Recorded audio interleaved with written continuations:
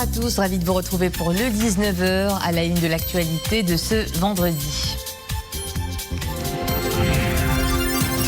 Lutte antiterroriste, Washington salue la stratégie du Maroc dans le rapport 2020 sur le terrorisme du département d'État américain. Le document met en avant les efforts du Royaume en la matière qui ont largement atténué le risque d'actes terroristes et de radicalisation. Focus sur les techniques de séquençage génomique qui permettent d'identifier les nouveaux variants du Covid-19 à découvrir notamment à l'Institut Pasteur de Casablanca au moment où se poursuit l'opération de rapatriement des Marocains bloqués dans 3 pays étrangers. Ils ont jusqu'à mercredi prochain avant la suspension des vols. Elle vous met de bonne humeur et nous adoucit les mœurs. La musique fait aussi partie du protocole thérapeutique de certaines maladies. Au CHU Avicenne de Rabat, une salle de musicothérapie est tout récemment inaugurée. Notre équipe l'a visitée pour vous.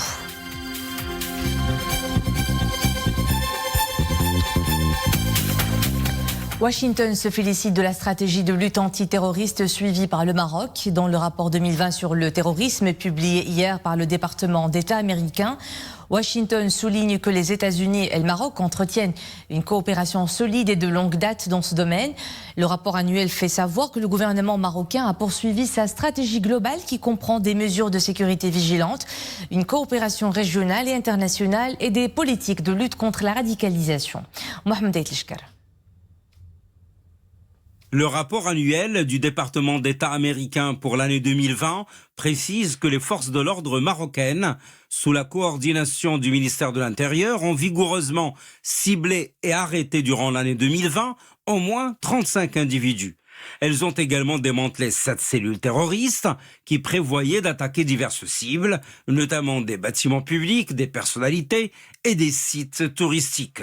Les forces de l'ordre marocaines ont mis à profit la collecte de renseignements, le travail de la police et la collaboration avec des partenaires internationaux pour mener des opérations antiterroristes, explique encore le rapport, avant de préciser que les membres des forces de sécurité du Maroc ont pris part à une série de programmes parrainés par les États-Unis en vue d'améliorer les capacités techniques et d'investigation, notamment les enquêtes financières, l'analyse du renseignement et la cybersécurité.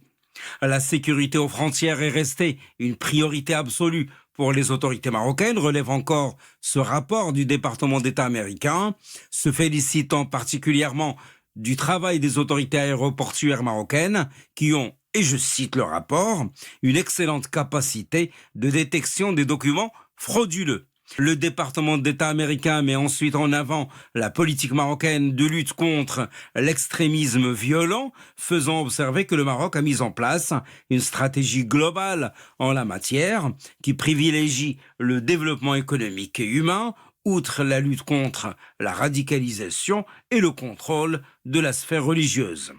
Toujours dans ce rapport, le Royaume est cité notamment comme un allié majeur en dehors de l'OTAN, membre du partenariat transsaharien de lutte contre le terrorisme, le Maroc qui abrite traditionnellement les exercices annuels Africa Lion, dont l'édition 2020 avait été annulée en raison de la pandémie. Le Royaume a aussi accueilli le groupe de travail du processus de Varsovie sur la lutte contre le terrorisme et le financement illicite, axé sur la lutte contre Al-Qaïda. Depuis son apparition au Maroc, il y a de cela près de 2 ans, Covid-19 fait l'objet d'une surveillance génomique déployée en avril 2020 et renforcée sous la menace des nouveaux variants. Cette mesure est appliquée avec minutie par un consortium de laboratoires. C'est ce qui a permis justement d'identifier le premier cas Omicron chez une femme à Casablanca. Et cela requiert une technologie de pointe. C'est ce que nous allons voir dans ce reportage à l'Institut Pasteur de Casablanca, l'une des références en matière de séquençage. Leïla Asli, Sofiane Ibrahimi, Nisrel Hamdawi.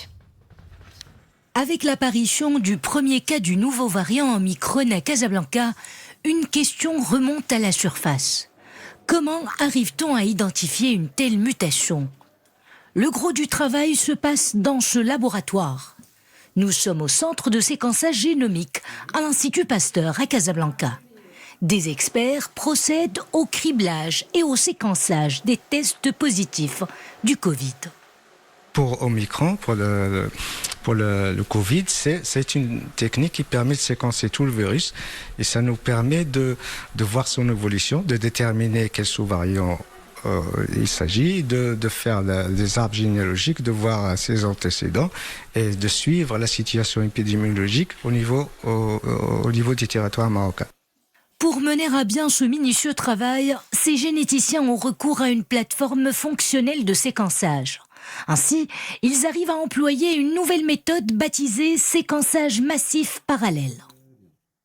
C'est une technique qui est en nette amélioration, c'est ce qu'on appelle le séquençage de nouvelle génération. C'est une technique qui est apparue il y a 20 ans et qui est en continue évolution. Les machines étaient trop grandes, elles deviennent de plus en plus petites et de plus en plus rapides. Donc c'est du séquençage, ça veut dire on déchiffre tout l'ADN ou l'ARN. On le lit et on le classe. Cette nouvelle technique permet d'avoir une idée sur tous les variants circulant au Maroc, mais pas que. Elle offre également la possibilité de détecter certaines mutations touchant un gène pour certaines maladies comme le cancer. Cela contribue à une meilleure orientation thérapeutique.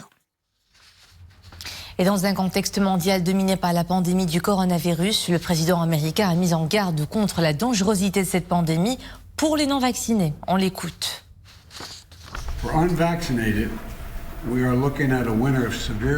Pour les non-vaccinés, nous nous attendons à un hiver avec beaucoup de décès. C'est grave pour eux, pour leurs familles, pour les hôpitaux qui seront débordés. La bonne nouvelle, c'est que si vous êtes vacciné, vous faites votre dose de rappel, vous serez protégé. Par mesure de précaution, le Maroc avait fermé ses frontières aériennes. Seulement voilà, des milliers de Marocains sont bloqués à l'étranger. Pour leur permettre de retourner au pays, le gouvernement a lancé une opération de rapatriement. Des vols spéciaux à partir du Portugal, de la Turquie et des Émirats arabes unis sont programmés. Le tout premier vol a été effectué depuis Istanbul hier, au Oumema Ramli. Aéroport Mohamed V de Casablanca. Hier soir, ce sont plus de 200 passagers qui ont débarqué. Ils viennent à bord du premier vol spécial depuis Istanbul. Des Marocains qui étaient bloqués en Turquie ou dans d'autres pays avoisinants suite à la fermeture des frontières marocaines. Nous sommes restés bloqués quelque temps en Turquie. Le retour au pays fait beaucoup de bien.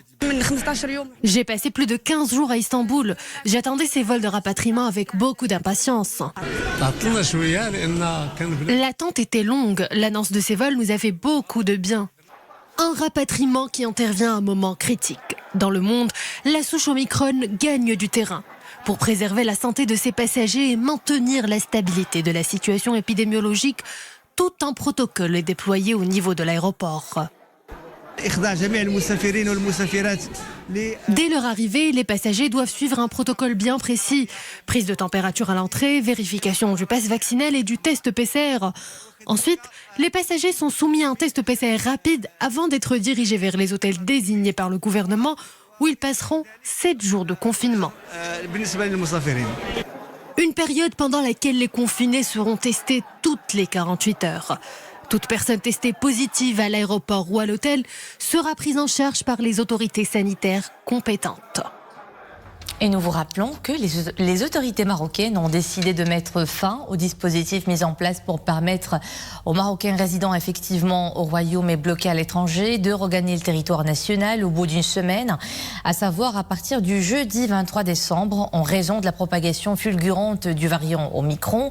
Selon le comité interministériel de suivi du Covid, à partir de cette date, les vols de passagers à destination du Royaume seront à nouveau interdits. Pour faire d'abord le point sur les derniers chiffres de la campagne vaccinale, le nombre de primo-vaccinés a atteint 24 492 402 personnes.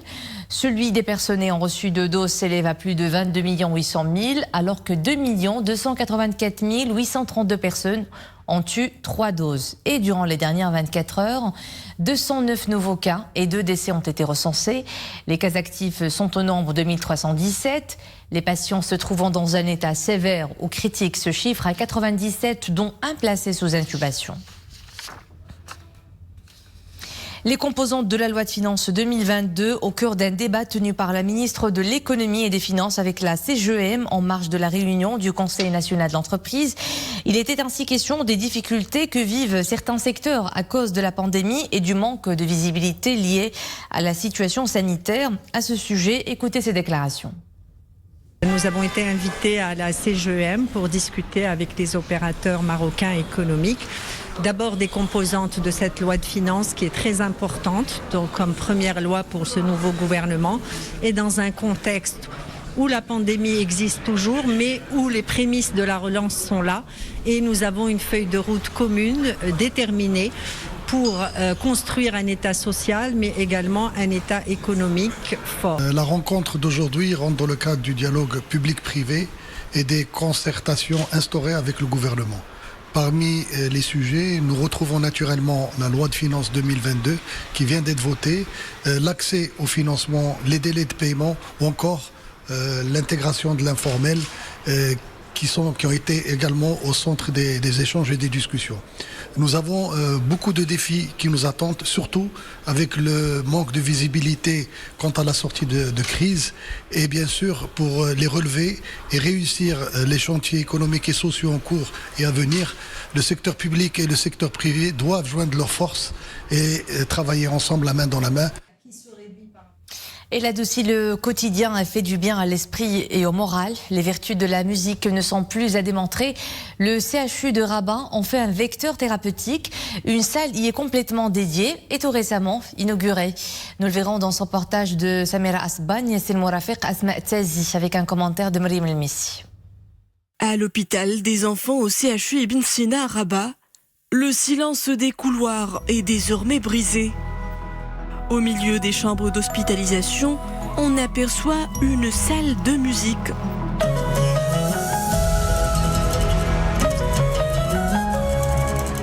De douces mélodies y résonnent, de quoi apaiser les âmes fragiles des enfants malades. Notre projet, La musique s'installe à l'hôpital, n'est qu'un point de départ pour l'installation de salles et leur animation des salles de musique dans les hôpitaux du Maroc. C'est un projet national. Faire oublier aux patients leur souffrance le temps de quelques partitions, voici la mission de ce projet.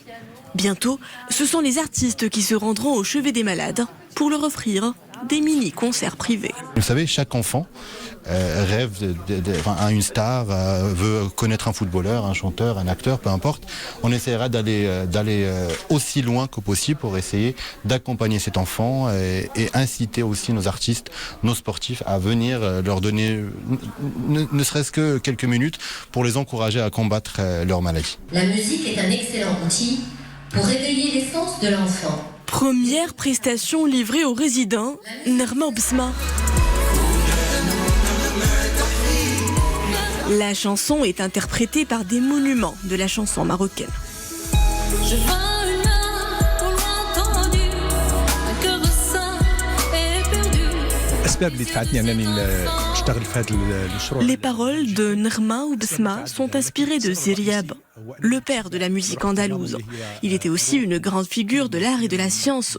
Zeriab était donc le fil conducteur me liant au docteur Abdelrahman Fenniche. Et désormais, j'y puise mon inspiration pour dessiner le sourire sur les visages des enfants malades. La musique s'installe à l'hôpital. Le projet ne tardera pas à faire des émules au sein des autres hôpitaux publics du royaume. C'était la note de fin de cette édition. Merci à vous de nous suivre. D'autres titres de l'actualité à 20h30 avec Nadia El Mouden. À demain.